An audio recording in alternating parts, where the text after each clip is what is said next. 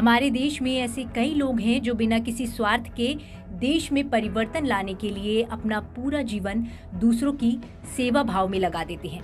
ज्यादातर मामलों में लोग गुमनामी में रहकर भी अपने काम को करते रहते हैं। वहीं ऐसे लोग देश के सबसे बड़े नागरिक सम्मान पद्म पुरस्कार के जरिए देश के सामने आते हैं। इन्हीं में से कुछ ऐसे लोगों की कहानी हम आज आपको बताएंगे, जिसे सुनकर आप न केवल हैरान होंगे बल्कि भावुक भी हो जाएंगे। पहला नाम है तुलसी गौड़ा। इस तस्वीर को देखने के बाद बस यही कहा जा सकता है कि यही है सम्मान का सम्मान।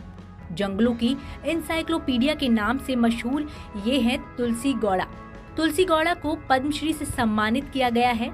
जब वह सम्मान लेने के लिए पहुंची तो उनके बदन पर पारंपरिक धोती थी और पैरों के नीचे चप्पल तक नहीं थी। पीएम मोदी और अमित शाह से उनका सामना हुआ तो दोनों दिग्गज नेताओं ने उनकी उपलब्धि का सम्मान करते हुए उन्हें नमस्कार किया। इस तस्वीर को वहां मौजूद प्रेस कर्मियों ने अपने कैमरे में कैद कर लिया। अब यह सोशल मीडिया पर चर्चा का विषय बनी हुई है।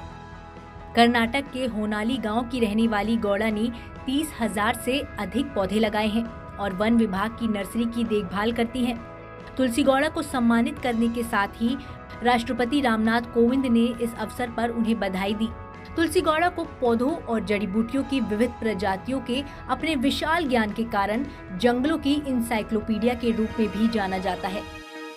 मोहम्मद शरीफ लावारिस लाशों के मसीहा कहे जाने वाले प्रभु राम की नगरी अयोध्या के समाज सेवी मोहम्मद शरीफ को भी पद्मश्री से सम्मानित किया गया।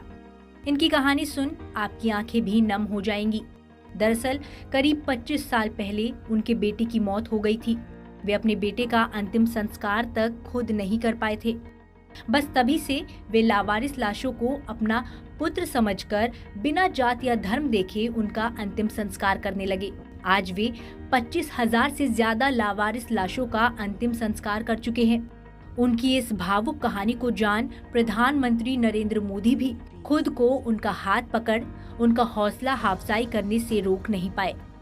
हरेकाला हजब्बा संतरे बेचने वाले 64 साल के हरेकाला हजब्बा को पद्मश्री से नवाजा गया है। आप जरूर सोच रहे होंगे कि संतरे बेचने के लिए भला इतना बड़ा सम्मान क्यों? इसके पीछे एक रोचक कहानी है। दरअसल एक दिन कुछ विदेशी टूरिस्ट ने हजब्बा से अंग्रेजी में उनके संतरों का भाव पूछा। अंग्रेजी न आने के चलते वे उसका जवाब नहीं दे पाए। वे खुद अशिक्षित थे।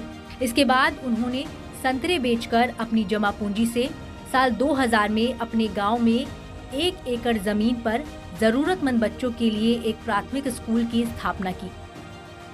यहाँ हमने आपको सिर्फ 3 कहानियां बताई हैं, लेकिन हमारे देश में कई ऐसे लोग हैं जो गुमनामी में भी समाज सेवा को परम धर्म मानते हैं। देश में अब ऐसी शुरुआत हुई है कि पुरस्कार के असली हकदार इन लोगों को ऐसे सर्वोच्च सम्मान से नवाजा जा रहा है। Presenting B News app, available on Google Play and App Store. Download it now.